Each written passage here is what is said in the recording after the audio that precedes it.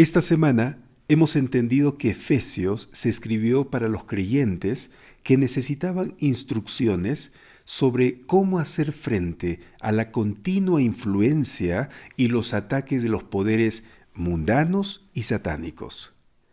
En la carta de Pablo a los Efesios destaca la exaltación de Cristo en el cielo, por encima de todos los poderes y las deidades que buscan atraer la devoción de los creyentes de Éfeso. Pablo señala a Cristo como aquel que ha sido exaltado sobre todo poder y enfatiza la superioridad de la fuerza que Dios les ofrece a los creyentes. Queridos amigos, bienvenidos al programa Lecciones que Transforman.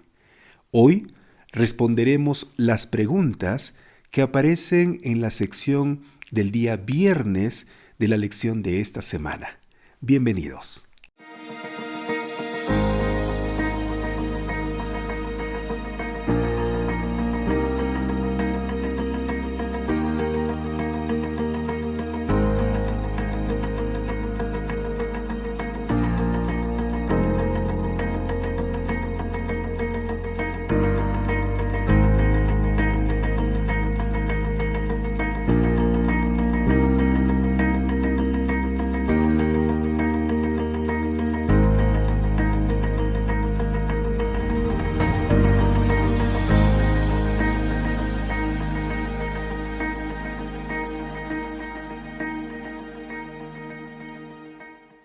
Hola amigos, hoy es viernes 30 de junio y responderemos las preguntas de la sección para estudiar y meditar. Tome su guía por favor de estudio allí, donde usted esté, y vamos a comenzar respondiendo la primera pregunta. Pero antes de responder la primera pregunta, yo quiero leer el texto que el autor escribe aquí en esta sección. Ponga mucha atención por favor. Dice: la historia de los exorcistas que usaron indebidamente los nombres de Jesús y de Pablo. ¿Usted recuerda ese episodio del estudio en esta semana? Cuando 7 hombres pensaron que el nombre de Jesús o usar el nombre de Jesús era como un amuleto de buena suerte o un amuleto mágico que podía hacer o realizar muchos poderes, ¿no? Entonces dice aquí: la historia de los exorcistas que usaron indebidamente los nombres de Jesús y de Pablo ayuda a explicar por qué Pablo utiliza tanto vocabulario sobre el poder en Efesios. Recuerden que en la ciudad de Éfeso había mucho interés por la magia, mucho interés por lo sobrenatural. Y entonces Pablo también usa ese interés para llevarlos a conocer a la fuente real de poder, a la fuente verdadera de poder, Jesucristo. Algunos nuevos creyentes, bajo la renovada convicción de la soberanía de Jesús, arrojan sus costosos manuales de magia a las llamas. Cuando se convencieron de la verdad, y dijimos en esta semana que la verdad libera al ser humano, libera de la esclavitud de la ignorancia, libera de la esclavitud del pecado y de todas las malas costumbres y hábitos que tenemos separados de Dios. Eso pasó en Éfeso.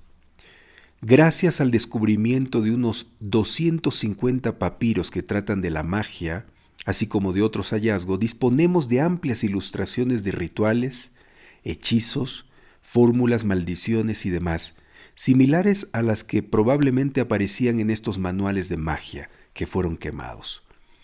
Esos tomos aconsejaban a los creyentes sobre cómo celebrar esos rituales para persuadir a los dioses, las diosas y los poderes espirituales para que hicieran lo que les pedían. Amigos, recuerden que en el mundo pagano, para que los dioses puedan responder a sus devotos, a sus adoradores, estos tenían que ofrecer sacrificios, conjuros, y era terrible, o sea, era una con otra. ¿Sí? Puro obras. Por eso la salvación o la enseñanza de la salvación por obras es satánica, amigos. Y eso lo notamos en las ideologías paganas, en las filosofías paganas, en la religión pagana. Cuando nosotros vamos a la Biblia nos damos cuenta que Jesús entrega más que lo que pide para salvación. Él no nos pide nada para que nos salve. Lo único que Él quiere es una respuesta positiva, nada más, porque la salvación es 100% por gracia, la gracia de Jesús. El resultado de esa salvación ya son las obras, para lo cual nosotros hemos sido creados, para buenas obras, dice la Biblia, ¿no? Pero no es que yo tengo que hacer obras para que Dios se compadezca de mí y me salve, como en la religión pagana se tenía esa costumbre, ese pensamiento. Dice, Lucas nos dice que estos libros, recuerden que el libro de Hechos que está en la Biblia fue escrito por Lucas. Por eso menciona el autor acá que Lucas nos dice que estos libros valían 50,000 monedas de plata o 50,000 días de salario. Recuerden que una moneda de plata era el pago por el día de trabajo en esos tiempos. En el contexto actual, si prevemos, sería $80 por día el salario para un trabajador calificado.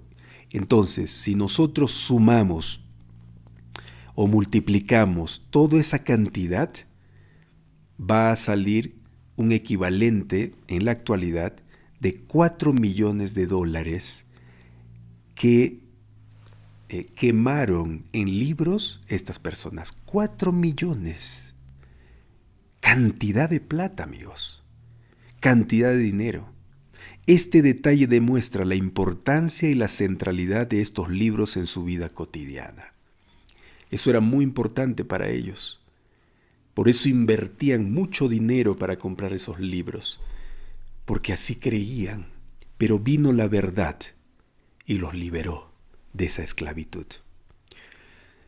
Entonces, se necesitó la intervención soberana de Dios para que estuvieran suficientemente convencidos de que debían arrepentirse por completo de su uso continuo de amuletos, invocaciones y medios tradicionales para obtener poder espiritual. ¿Qué se necesitó?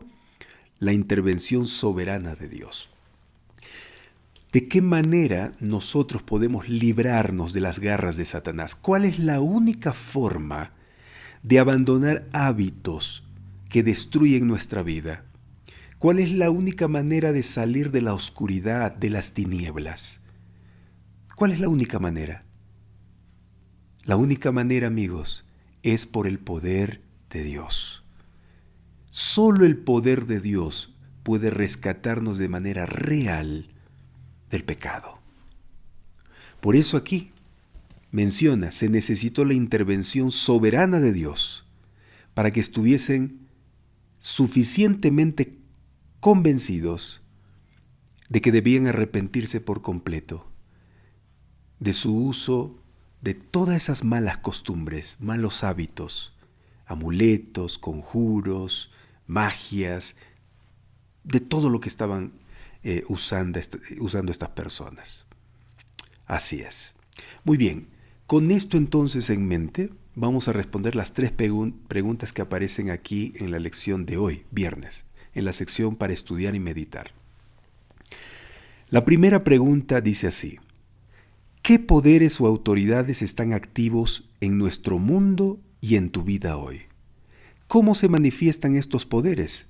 Tentando a los creyentes a honrarlos y respetarlos en lugar de rendir lealtad pura al Cristo exaltado. Amigos, en la actualidad todavía existen poderes que están distrayendo a la gente y a algunos creyentes del verdadero Cristo, del verdadero Dios. Y eso es importante que nosotros tomemos en cuenta para no caer en ese error. ¿Cuáles son los poderes? Yo tengo aquí algunos que quiero compartir como respuesta. Poderes activos. Por ejemplo, la idolatría, el espiritismo, las ideologías, como esa ideología famosa, la ideología de género, ¿sí? ¿Qué más? La economía, la política, la tecnología, el yo, etcétera, etcétera, etcétera. Todos estos poderes son tentaciones para que nosotros apartemos nuestra mirada de Cristo y nuestra adoración a Él. Y acudamos a estas cosas en vez de acudir a Dios. Cuidado, hermanos, cuidado, amigos. No nos dejemos distraer. No caigamos en la tentación que Satanás pone en nuestro camino a través de estos poderes. La idolatría todavía continúa. ¿Usted conoce personas idólatras? Sí. Hay muchas iglesias que enseñan la idolatría. Y también hay muchos creyentes que la practican. Y la idolatría se presenta de diferentes formas. Idolatría es adorar a algo o a alguien aparte de Dios. Es hacer que una cosa o lo que sea, ocupe el primer lugar de nuestras vidas. Idolatría. El trabajo, los estudios, la familia, todo lo que ocupe el lugar de Dios. El lugar de Dios es lo que se convierte en idolatría. El espiritismo, ¿no? Y el espiritismo, amigos, se muestra de diferentes formas. Yo no necesito ir a un brujo, a la casa o al consultorio de un hechicero, de un brujo. En mi propia casa yo puedo estar alimentándome de espiritismo. En las películas, ¿sí? En las series. Yo tengo que ver muy bien, distinguir entre la verdad y la mentira. Cuidado con el espiritismo. Las ideologías. Es triste ver que dentro de las iglesias también existen estas ideologías basadas en falsedades, en pensamientos humanos. Mucho cuidado con eso. La economía. Yo puedo estar tan preocupado en tener y en conseguir cosas, dinero, materiales, insumos terrenales y descuidar a Dios. La política. Amigos, el cristiano es apolítico. ¿Por qué? Porque nosotros sabemos que pertenecemos no a esta tierra, sino al reino de los cielos. Podemos cumplir nuestro deber cívico, eligiendo o participando en la elección de nuestros gobernadores, pero yo no puedo desvivirme por ellos, no puedo poner mi esperanza en ellos, no, porque la esperanza es Jesús, no un ser humano pecador. Más todavía, ese gobernante o gobernantes que no leen la Biblia. ¿Qué de bueno puede dar una persona si su vida no está centrada en la palabra de Dios? ¿Qué de bueno? Por eso el mundo está como está, por eso los gobiernos están como están. Por eso la política está como está.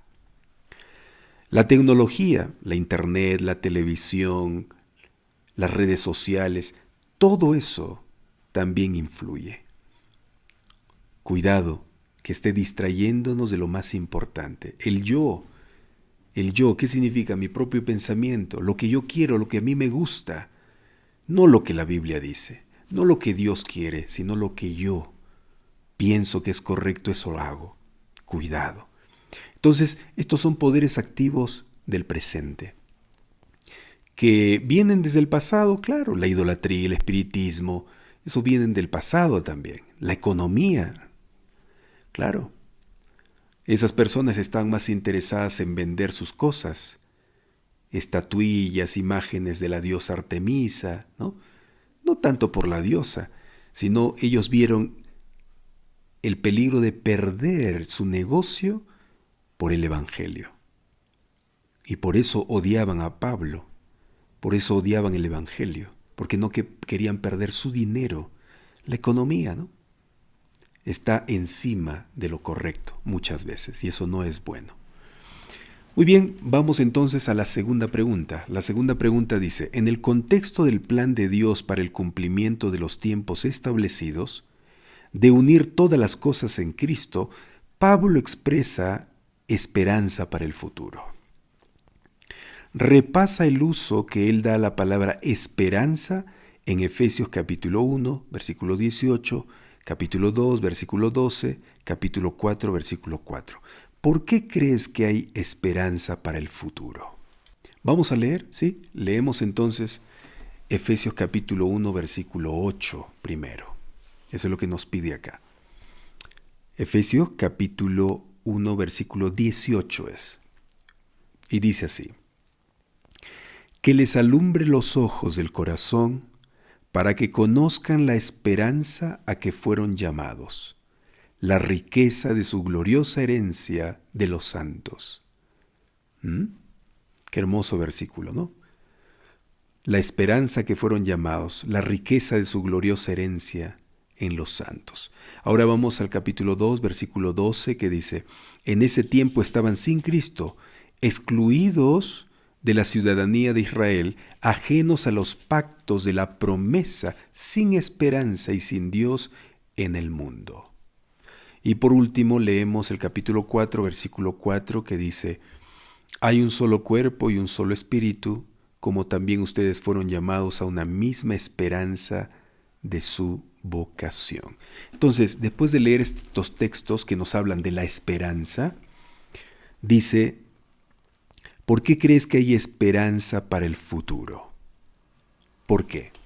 Entonces yo les comparto mi respuesta. Porque Dios tiene un plan de redención, y el plan de redención se cumplió con la muerte, la resurrección y la ascensión de Cristo. ¿Por qué? Porque Dios tiene un plan de redención, pero también Dios tiene un plan de restauración, que se cumplirá ¿cuándo? Cuando Cristo regrese.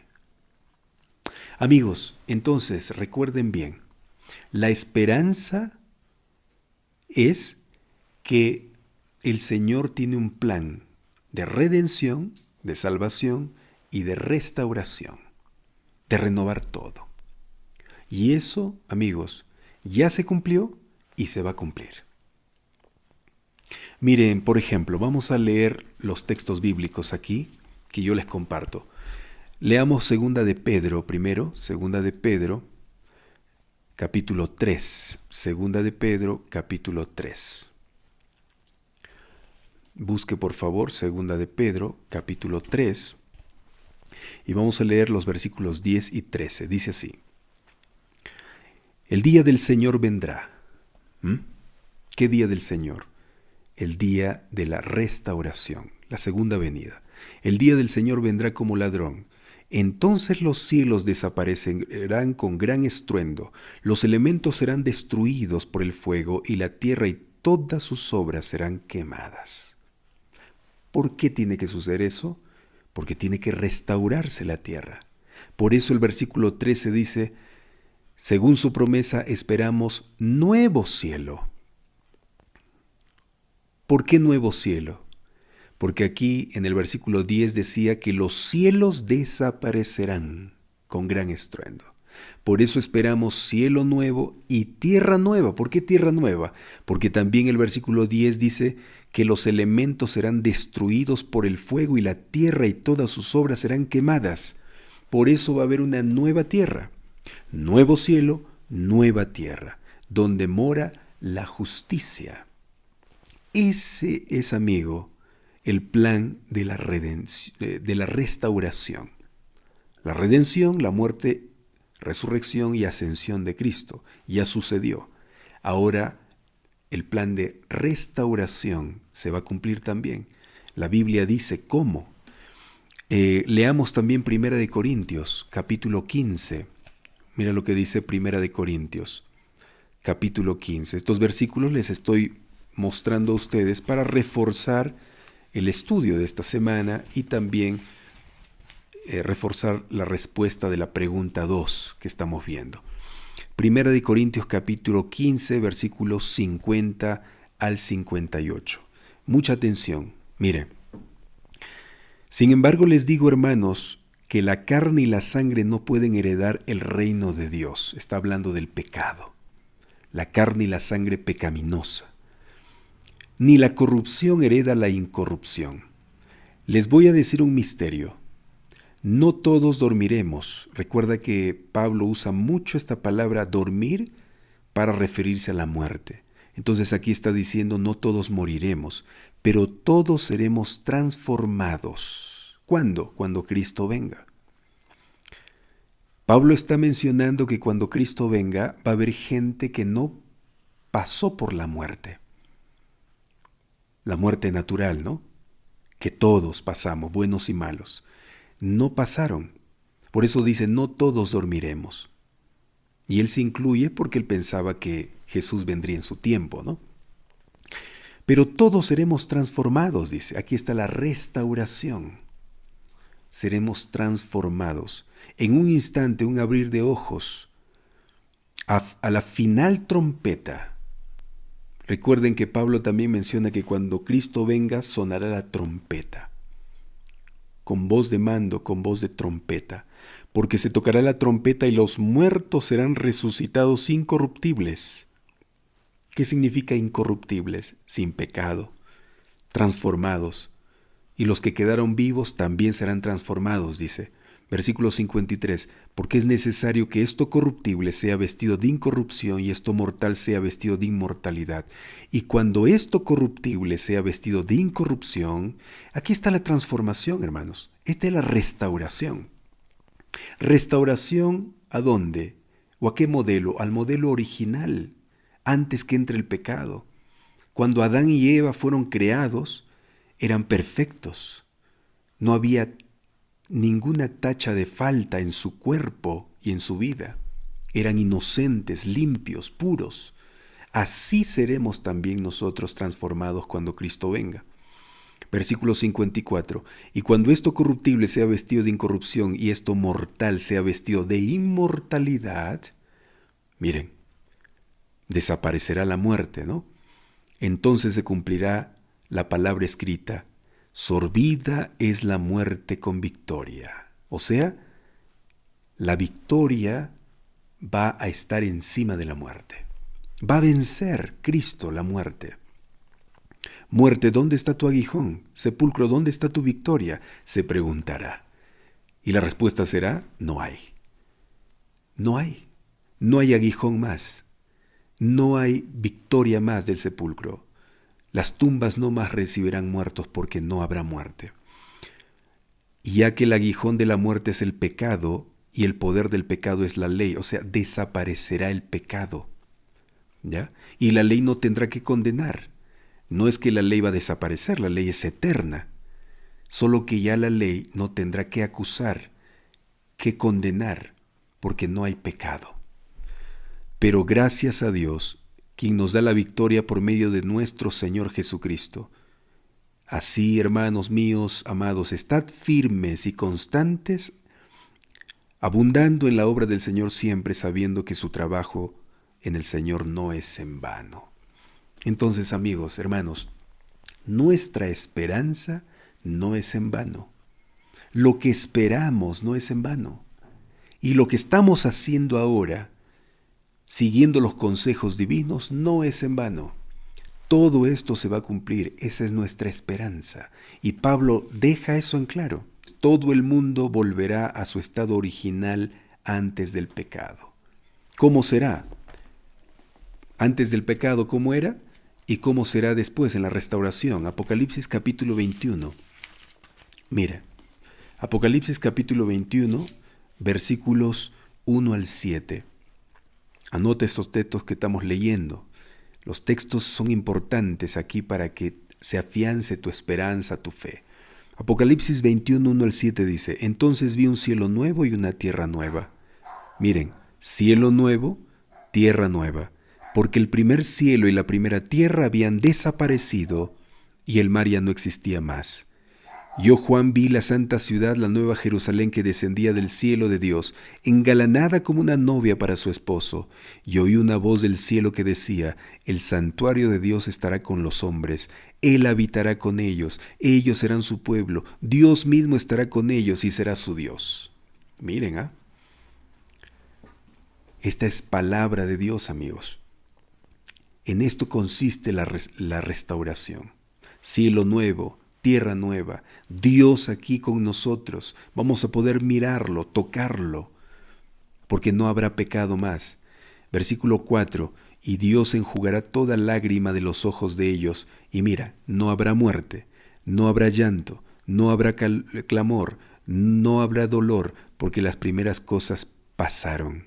Entonces el que estaba sentado en el trono dijo: ¿quién es el que está sentado en el trono? Dios. Yo hago nuevas todas las cosas. Y agregó, miren, escuchen esto, agregó: escribe, porque mis palabras son ciertas y verdaderas. Es Cristo quien dice esto, amigos. El alfa y el omega, el principio y el fin. Él dice: todo lo que yo estoy diciéndoles, les estoy mencionando, es verdad. Y yo no miento. ¡Qué maravilla! En esta tierra y cielo nuevo, dice Isaías, mire, busque Isaías, por favor, capítulo 11. Isaías capítulo 11. Qué extraordinario realmente, ¿no? Isaías capítulo 11, versículo 6, y vamos a leer hasta el 9. Dice así: en esta tierra y en este cielo nuevo morará el lobo con el cordero, y el leopardo con el cabrito se acostará. El becerro, el león y la bestia doméstica andarán juntos, y un niño los pastoreará. La vaca y la osa pasarán en compañía, sus crías se echarán juntas, y el león comerá paja como el buey. El niño de pecho jugará sobre la cueva del áspid, y el recién destetado extenderá su mano sobre el escondrijo de la víbora. No harán mal ni dañarán en todo mi santo monte. Este santo monte es la casa de Dios, porque la tierra estará llena del conocimiento del Señor, como el agua llena el mar. Porque morará Dios con nosotros, ¿no? Decía Apocalipsis. Hermanos, esto es lo que nos espera. Esa es nuestra esperanza. Por eso la pregunta era, dice acá, repasa el uso que Pablo da a la palabra esperanza. ¿Por qué crees que hay esperanza para el futuro? Porque Dios tiene un plan y Él cumple su plan, cumple sus promesas. Por eso hay esperanza, porque Dios lo dijo, es palabra de Dios. Vamos a la tercera pregunta. Y dice, en los siguientes pasajes de Efesios, ¿cómo señala Pablo la gran esperanza futura del regreso de Cristo? En los siguientes pasajes de Efesios, ¿cómo señala Pablo la gran esperanza futura del regreso de Cristo? ¿Qué significa esta esperanza para nosotros en este momento? Si nosotros leemos los versículos que están aquí, hermanos, por ejemplo, Efesios capítulo 1, versículo 13 y 14. Lea conmigo Efesios capítulo 1, versículos 13 y 14. Dice, ustedes también fueron incluidos en Cristo cuando oyeron la palabra de verdad, el evangelio de salvación. La pregunta es, ¿qué significa esta esperanza para nosotros en este momento? ¿Cómo señala Pablo la gran esperanza futura del regreso de Cristo? ¿Cómo señala? Como el evangelio de salvación. Luego el versículo 14 dice, ¿quién es la garantía de nuestra herencia hasta que lleguemos a poseerla para alabanza de su gloria? Leamos ahora capítulo 1, versículo 21. Dice, sobre todo principado, autoridad, poder y señorío y sobre todo nombre que se nombra, no solo en este siglo, sino aún en el venidero. La pregunta es, ¿cómo señala Pablo la gran esperanza futura? Es por sobre todo lo mejor. el evangelio de salvación, lo mejor. ¿Qué más? Capítulo 2, versículo 7 dice, para mostrar en los siglos venideros la abundante riqueza de su gracia y su bondad. ¿Cómo denomina Pablo la esperanza de la venida de Jesús? Como la abundante gracia y bondad. Ahora vamos al capítulo 4, versículo 30. Dice así, y no entristezcáis al Espíritu Santo con el cual fuisteis sellados para el día de la redención. ¿Cómo lo denomina Pablo entonces a la gran esperanza futura del regreso de Cristo? Como la gran redención, el día de la redención. Y por último el capítulo 5, versículo 5 que dice, porque sepan bien que ningún fornicario, impuro o avaro, que es idólatra, tiene herencia en el reino de Cristo y de Dios. También lo denomina como la herencia, como el reino de Dios. Entonces, amigos, la respuesta que yo les pongo allí en la pantalla es como el evangelio de salvación, como la gloriosa herencia, lo mejor de lo mejor, la abundante riqueza de su gracia y bondad y la redención. De esa forma señala Pablo la gran esperanza futura del regreso de Cristo. ¿Y qué significa eso, amigos? ¿Qué significa esta esperanza para nosotros en este momento? Significa que todavía podemos seguir adelante. Significa que no estamos creyendo en vano. Significa que todo lo que hacemos aquí para la honra y gloria de Dios va a tener resultados. Y los resultados son grandiosos, los resultados son extraordinarios, maravillosos. Por eso, hermano, hermana, amigo, amiga que me estás viendo y escuchando, no vuelvas atrás. Si tú has decidido seguir a Cristo, no vuelvas atrás. Deja el mundo y sigue a Cristo. Sigue adelante, avanza, no retrocedas, porque lo que tú has decidido es lo mejor en tu vida. Si has decidido seguir a Cristo, eso es lo mejor.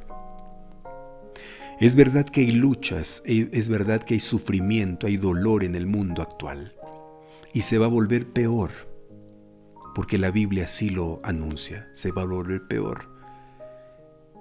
Por eso ahora, que todavía no está muy mala la cosa, aunque es horrible el mundo ahorita, sí, es horrible, pero todavía no ha llegado al colmo, eso va a pasar más adelante.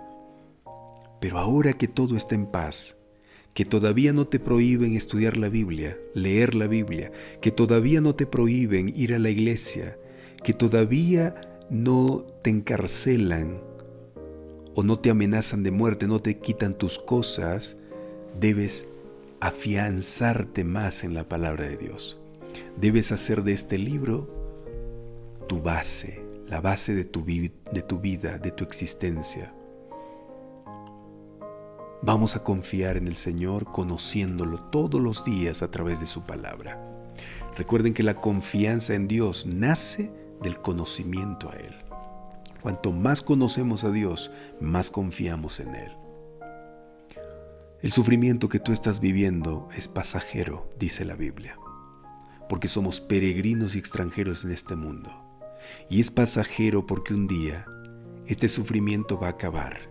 No es eterno, va a acabar. Ya hemos leído los versículos.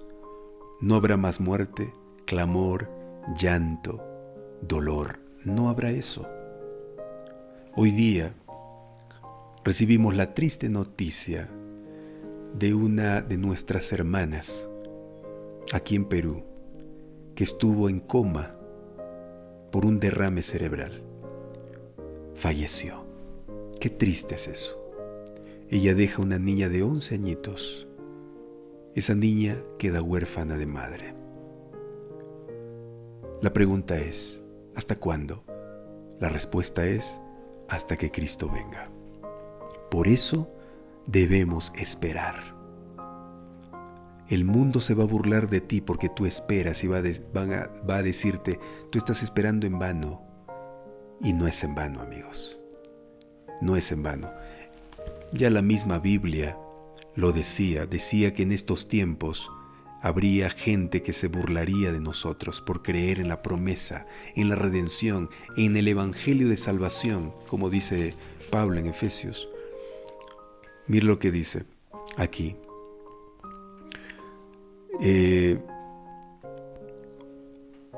Ante todo sepan, estoy leyendo 2 de Pedro capítulo 3, versículo 3 y 4.